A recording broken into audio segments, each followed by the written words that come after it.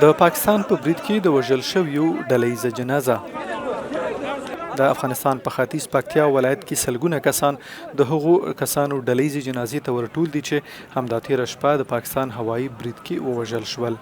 طالب چارواکي وایي بیګانیو بریدونو کې لږ تر لږه 36 کسان وژل شوي او له 160 ډېر ژوبل دي.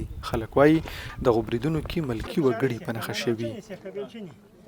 دا کور کوم کور چې دا زموږ د خوریو کور ده او شخصي کور ده.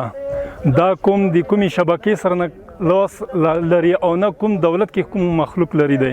یو نفر دولت کې نه لري دی او بل خصوصا د مونږ خپل خوریونه چې دي او یو تره او ریاره دا پکې شهیدان دي. نور مکمل بسته فامیل زخمیان دي. هغه انتقال شوي دي زنه کابل ته زنه ګردیز مرکز ته لاړ دي.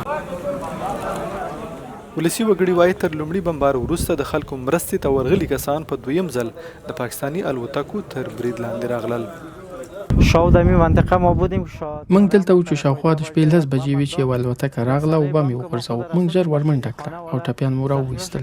له 10 تر 15 دقیقو وروسته بیا بل بم وغورځېد چې نور خلک هم ټپیان او ووژل شول.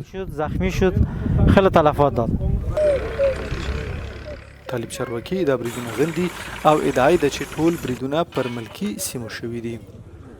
دوام ځل بیا پوځي رژیم وحشیانه بزدلانه بمبار وکړلو چې د مونږ ملکي وګړي تقریبا د 100 نه زیات هغه زخمیان کړل او د 100 خاوشاو او د 15 نه زیات کسان هغه شهیدان کړلو. خو پاکستان ویلي په کونړ، پکتیا او پکتیکا کې وسلوال هدفونه نښه کړي چې پکې 25 وسلوال وژل شوي دي. پاکستان درې واړو ولایتونو کې د شویو بریدونو انځورونه هم خپاره کړي دي.